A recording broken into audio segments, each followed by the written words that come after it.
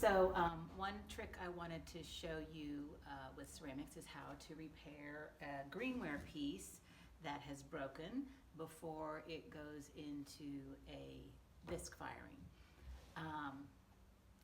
This piece was made by a dear friend of John and mine, Bob Redell. I'm embarrassed to say that it has been sitting in our storage for maybe 15 years. Yeah, you heard me right, 15 years.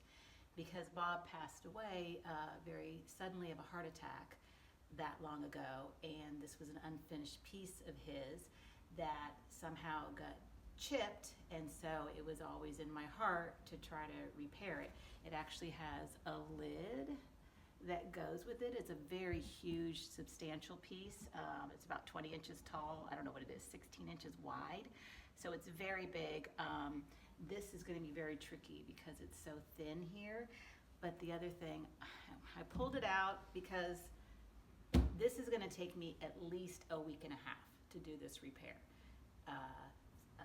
Putting the piece together, letting it dry, filling it in, letting it dry, filling it in, letting it dry.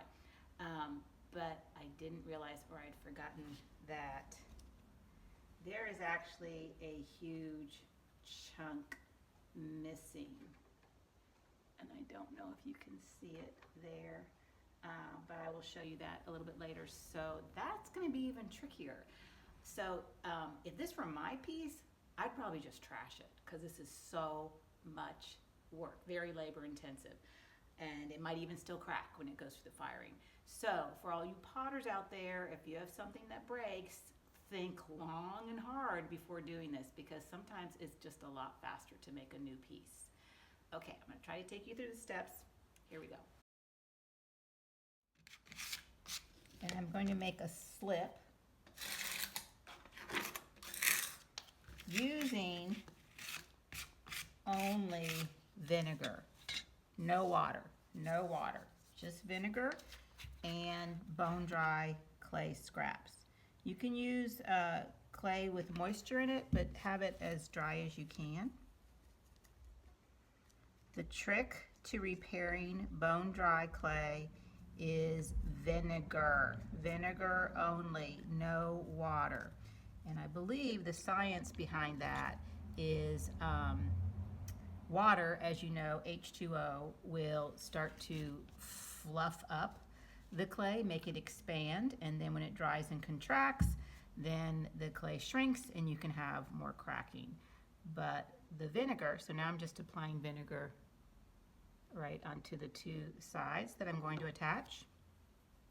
The vinegar, and all you scientists out there can help me with this, it has negatively charged ions, and they somehow, when the piece is put together, there's more of a attraction and it will stick better. So I think you can see that this is pretty dry, pretty much the same coloration now. So I'm going to continue with the repair because there is still a little divot there. I'm going to add some vinegar. And what I've done is I've taken some of our grande clay, which I think is, it's pretty similar to the armstone. And I'm just taking the tiniest little coil. And I'm going to work that into the divot.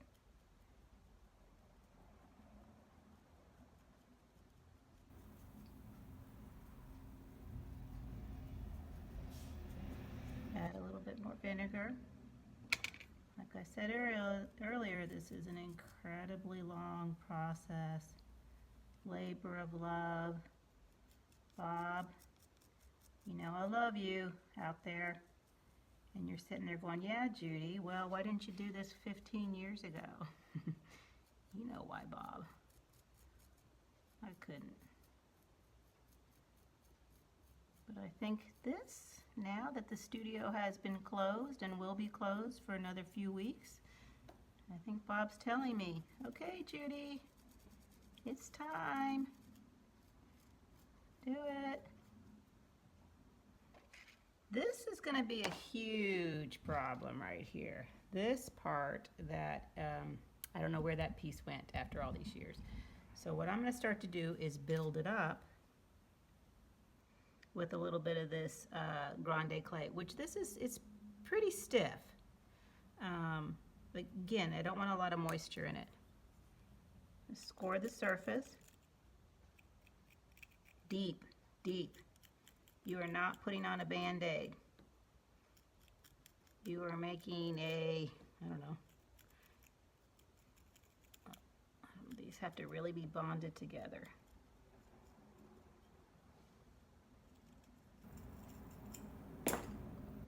And again, tiny coils because this has water in it. I want it to dry. Not have a big thick piece of clay. Oh, that one was too tough. That was too hard. I couldn't manipulate it.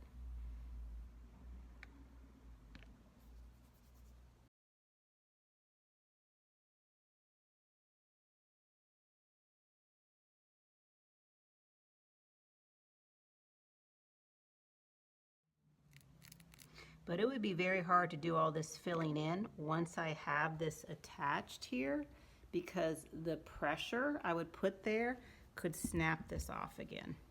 So that's why I'm trying to build it up now. Okay, so this has been drying a while. Let's see if I can pick this up very gently and show you that it is cracking. Can you see that? Right along here.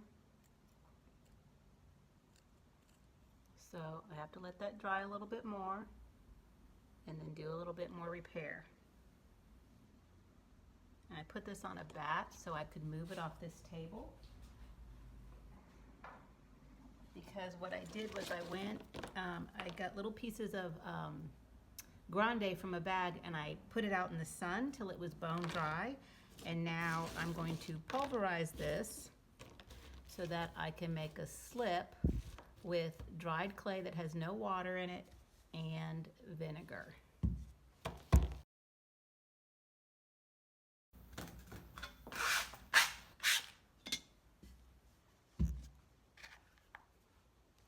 Add some vinegar.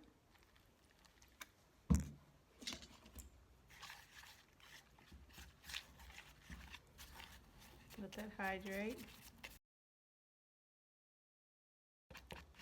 I'm gonna let it sit for a little while and then I'll keep working it and then I'll be able to use it for the repairing of this piece.